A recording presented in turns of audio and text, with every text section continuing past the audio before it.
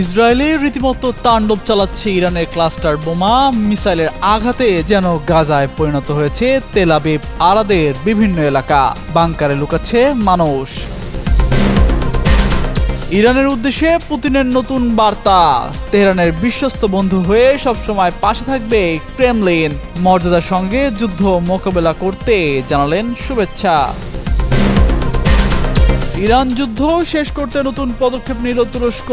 Washington, Tehran সহ 3 দেশের পররাষ্ট্রমন্ত্রীকে হাকান ফিদানের ফোন। যুদ্ধ বন্ধে দিলেন শান্তির বার্তা। এবার বিশ্ব নেতাদের যুদ্ধে অংশ নেওয়ার আহ্বান নেতানিয়াহুর। ইউরোপের গভীরে পৌঁছাতে পারে ইরানের ক্ষেপণাস্ত্র। ইউরোপের দেশগুলোকে দিলেন সতর্কবার্তা। হরমুজ প্রণালীতে ইরানের দাপট ঠেকাতে যুক্তরাষ্ট্রের কড়া হুঁশিয়ারি। তেহরানের প্রতিরক্ষা ঘাঁটিগুলো ধ্বংসে অব্যাহত থাকবে অভিযান, এক সাক্ষাৎকারে জানালেন মার্কিন অর্থমন্ত্রী।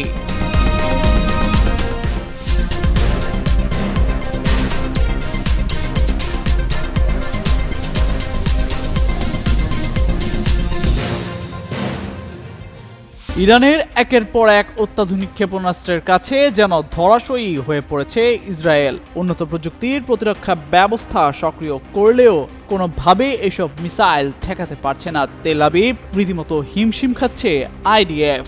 এর মধ্যে এসব ক্ষেপণাস্ত্রের আঘাতে ধ্বংসস্তূপে পরিণত হচ্ছে জেরুজালেম, তেল আবিব, আরাদ শহরের বিভিন্ন এলাকা, যা স্মরণ করিয়ে দিচ্ছে ফিলিস্তিনের গাজার চিত্র। সব মিলিয়ে তেহরানকে উস্কে দিয়ে বিপাকে পড়েছেন ইসরায়েলের প্রধানমন্ত্রী বেনিয়ামিন নেতানিয়াহু। কাতার ভিত্তিক সংবাদ মাধ্যম আল জাজিরার এক প্রতিবেদনে বলা হয়, সবশেষ রোববার রাত থেকে শুরু হওয়া নতুন হামলা বেশ তীব্র ছিল। বিভিন্ন এলাকায় ইরানি ক্ষেপণাস্ত্রের আঘাত হানার খবরে ইসরায়েল কর্তৃপক্ষ সাধারণ মানুষকে নিরাপদ আশ্রয়ে যাওয়ার নির্দেশ দিয়েছে। ইসরায়েলের বিভিন্ন জায়গা থেকে আসছে বিস্ফোরণের খবর। ধারণা করা হচ্ছে হামলায় ইরান ক্লাস্টার বা গুচ্ছ বোমা ব্যবহার করেছে।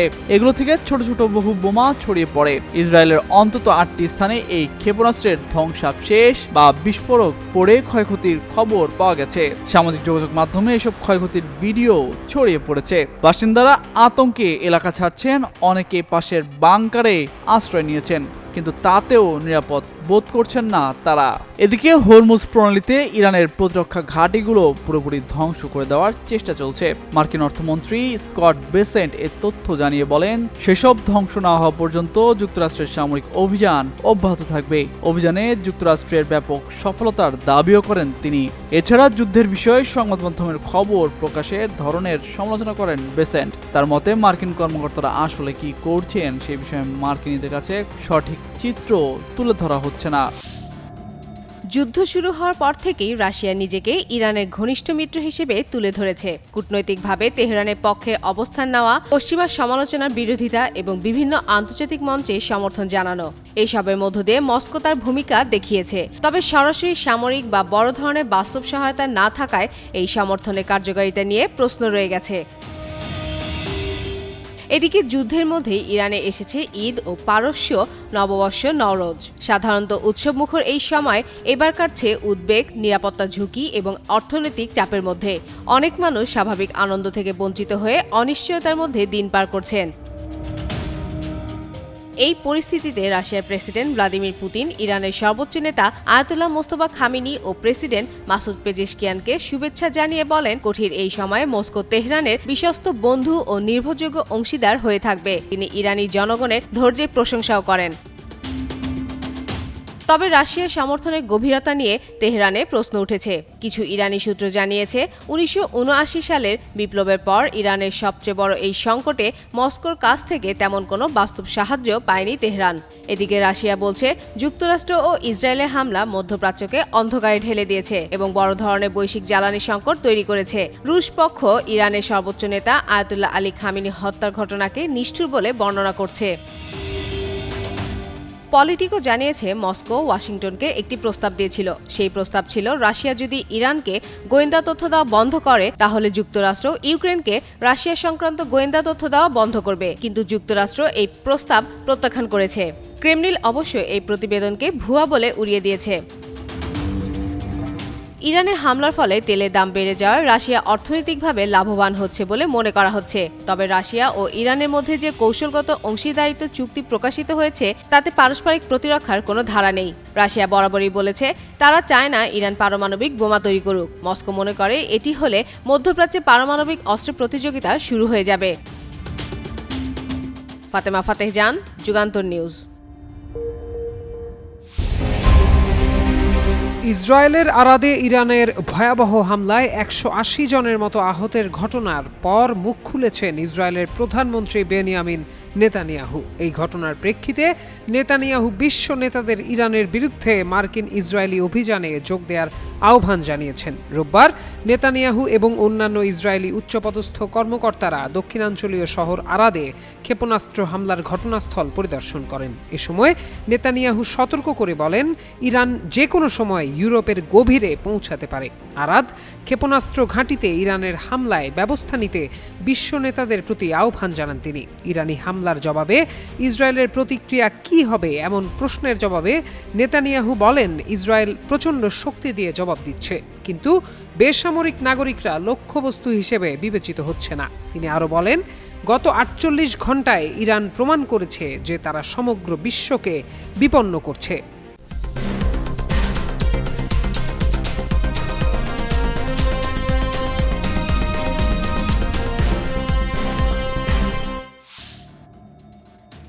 হরমুজ প্রণালীকে কেন্দ্র করে যুক্তরাষ্ট্র ও ইরানের মধ্যে উত্তেজনা নতুন মাত্রা পেয়েছে। সাম্প্রতিক পরিস্থিতি নিয়ে মার্কিন প্রশাসনের অবস্থান আরও কঠোর হয়েছে, যা আন্তর্জাতিক অঙ্গনে উদ্বেগ তৈরি করেছে। মার্কিন অর্থমন্ত্রী স্কট বেসেন্ট জানিয়েছেন, হরমুজ প্রণালীতে ইরানের প্রতিরক্ষা ঘাঁটিগুলো পুরোপুরি ধ্বংস না হওয়া পর্যন্ত যুক্তরাষ্ট্রের সামরিক অভিযান অব্যাহত থাকবে। এনবিসি নিউজের মিট দ্য প্রেস অনুষ্ঠানে দেওয়া এক সাক্ষাৎকারে তিনি বলেন, ইরানের সামরিক সক্ষমতা দুর্বল করতে ইতিমধ্যে অভিযান শুরু হয়েছে এবং লক্ষ্য পূরণ না হওয়া পর্যন্ত তা চলবে। বেসেন্ট অভিযোগ করেন, গণমাধ্যমে যুদ্ধ পরিস্থিতির সঠিক তথ্য তুলে ধরা হচ্ছে না। তার মতে মার্কিন কর্মকর্তাদের পদক্ষেপ সম্পর্কে জনগণ বিভ্রান্তিকর তথ্য পাচ্ছে। অন্যদিকে ডেমোক্রেটিক সিনেটর ক্রিস মার্ফি দাবি করেন, ট্রাম্প প্রশাসন যুদ্ধ পরিস্থিতির উপর নিয়ন্ত্রণ হারিয়েছে এবং বাস্তবতা থেকে বিচ্ছিন্ন হয়ে পড়েছে। তবে এই মন্তব্য প্রত্যাখ্যান করে বেসেন্ট বলেন, যুক্তরাষ্ট্র ইতিমধ্যে ইরানের সামরিক সক্ষমতায় বড় ধরনের আঘাত এনেছে। এই পরিস্থিতিতে হরমুজ প্রণালীকে ঘিরে সংঘাত আরও তীব্র হওয়ার আশঙ্কা তৈরি হয়েছে।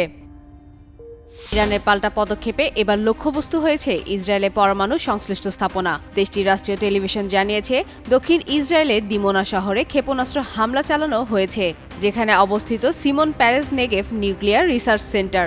ইসরায়েলি সেনাবাহিনী জানিয়েছে, একটি পারমাণবিক গবেষণা কেন্দ্র সম্বলিত ভবনে হামলার ঘটনা ঘটেছে। স্থানীয় গণমাধ্যমের খবরে বলা হয়, এতে অন্তত ৩৯ জন আহত হয়েছেন, তবে হতাহতের পূর্ণাঙ্গ তথ্য এখনও প্রকাশ করা হয়নি। এই হামলার কয়েক ঘন্টা আগেই ইরানের নাতাঞ্জ পারমাণবিক সমৃদ্ধকরণ কমপ্লেক্সকে লক্ষ্য করে হামলার ঘটনা ঘটে। ইরান সেই হামলার নিন্দা জানিয়ে একে আন্তর্জাতিক আইন লঙ্ঘন বলে উল্লেখ করে এবং পাল্টা জবাব হিসেবে হুঁশিয়ারি দিয়েছিল। এদিকে আন্তর্জাতিক পারমাণবিক শক্তি সংস্থা জানিয়েছে, দিমোনায় কোনো অস্বাভাবিক বিকিরণের প্রমাণ মেলেনি এবং তারা পরিস্থিতি পর্যবেক্ষণ করছে। একই সঙ্গে সংস্থাটি উভয় পক্ষকে সংযম প্রদর্শনের আহ্বান জানিয়েছে। ইরান মার্কিন ইসরায়েল যুদ্ধ পরিস্থিতি ক্রমেই ঘনীভূত হচ্ছে। কেউ কারো প্রতি দয়া দেখাচ্ছে না, এইটুকু।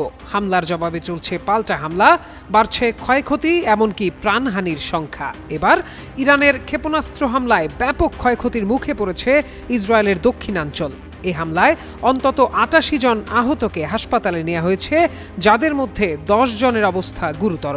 শনিবার ইসরায়েলের দক্ষিণাঞ্চলের আরাদ শহরে একটি ইরানি ক্ষেপণাস্ত্র আঘাত আনে। ইসরায়েলের আকাশ প্রতিরক্ষা ব্যবস্থা সেটি প্রতিহত করতে ব্যর্থ হয়। এছাড়াও দক্ষিণ ইসরায়েলের আরেক শহর ডিমোনাতেও হামলার খবর পাওয়া গেছে।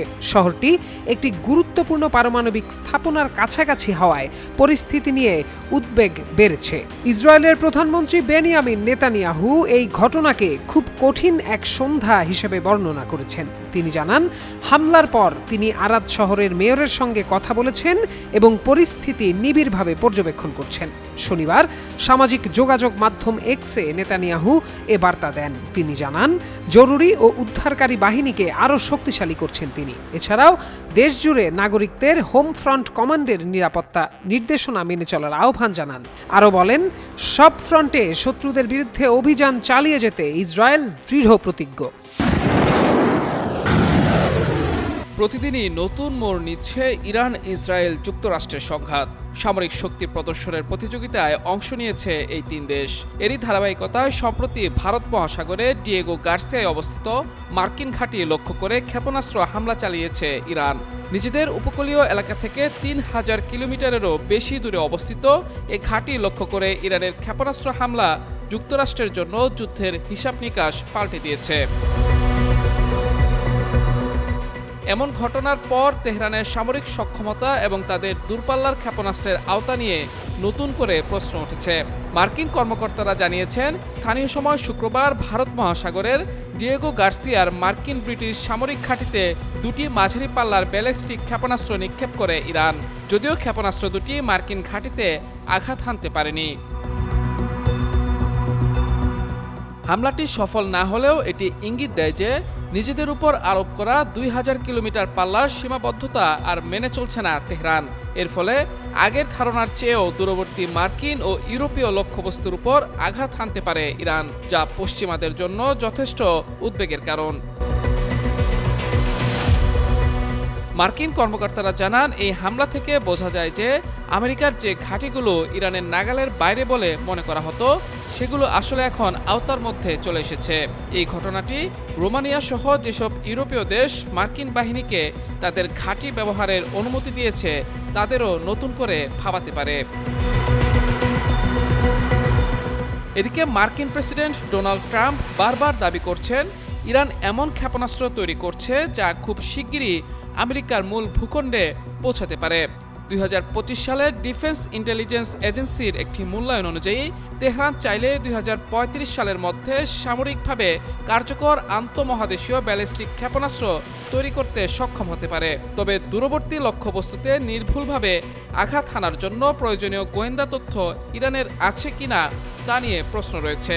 সংবাদ মাধ্যম সিএনএনের সাম্প্রতিক রিপোর্ট অনুযায়ী বর্তমানে রাশিয়া মার্কিন সেনা, জাহাজ ও বিমানের অবস্থান সম্পর্কিত গোয়েন্দা তথ্য দিয়ে ইরানকে সহায়তা করছে। মাহমুদুর রহমান, যুগান্তর নিউজ।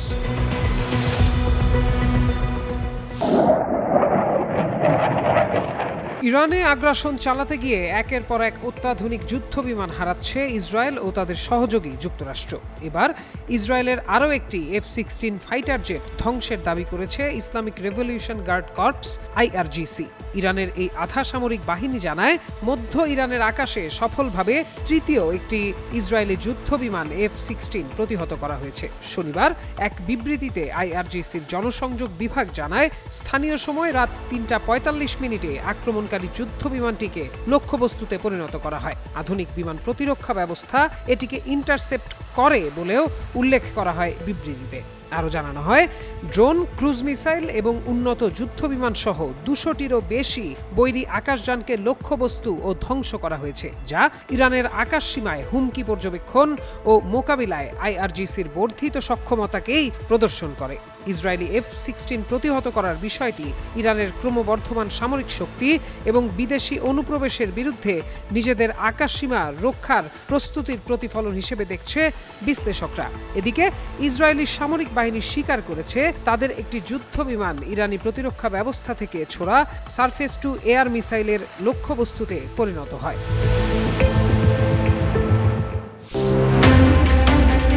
সৌদি আরবের রিয়াদে ইসলামী দেশগুলোর একটি সম্মেলনের ফাঁকে বৈঠক করেছেন তুরস্ক, সৌদি আরব, মিশর ও পাকিস্তানের পররাষ্ট্রমন্ত্রীরা। স্থানীয় সময় বৃহস্পতিবার রিয়াদে এ বৈঠক অনুষ্ঠিত হয়। বৈঠকে প্রথমবারের মতো নিজেদের শক্তিকে একত্রিত করার উপায় নিয়ে আলোচনা করা হয়। তুরস্ক গত বছর থেকে পাকিস্তান ও সৌদি আরবের সঙ্গে একটি নিরাপত্তা চুক্তির চেষ্টা চালিয়ে আসছিল। চলতি বছরের শুরুর দিকে এক পাকিস্তানি মন্ত্রী এক বিবৃতিতে জানান, এ ধরনের একটি চুক্তি প্রায় ১ বছর ধরে প্রক্রিয়াধীন রয়েছে। এই চুক্তি নেটোর গ্যারান্টি বা প্রতিশ্রুতিগুলোর মতো হবে না, বরং এটি একটি নিরাপত্তা প্ল্যাটফর্ম হিসেবে কাজ করবে, যা প্রতিরক্ষা শিল্প এবং বৃহত্তর প্রতিরক্ষা বিষয়ে আরও বেশি সহযোগিতার সুযোগ তৈরি করবে বলে জানিয়েছেন সংশ্লিষ্টরা। বৈঠকে ইরানের উপর মার্কিন ইসরায়েলি যুদ্ধ এবং উপসাগরীয় দেশগুলোর উপর তেহরানের পাল্টা হামলার বিষয় নিয়ে আলোচনা হয়। এই ধরনের চ্যালেঞ্জ মোকাবেলায় দেশগুলোর যৌথ প্রচেষ্টা কী ধরনের সুবিধা বয়ে আনতে পারে তাও বৈঠকে বিবেচনা করা হয়। তবে আঙ্কারা বারবার ইসরায়েলকে ইরানের সঙ্গে যুদ্ধের প্রধান উস্কানিদাতা হিসেবে বর্ণনা করলেও বৃহস্পতিবার রিয়াদে অংশগ্রহণকারী দেশগুলোর একটি যৌথ বিবৃতিতে উপসাগরীয় অঞ্চলে তেহরানের হামলার তীব্র সমালোচনা করা হয়, যেখানে ইসরায়েলের কথা অত্যন্ত সংক্ষিপ্তভাবে উল্লেখ করা হয় এবং লেবাননে তাদের সম্প্রসারণবাদী নীতির কথা বলা হয়।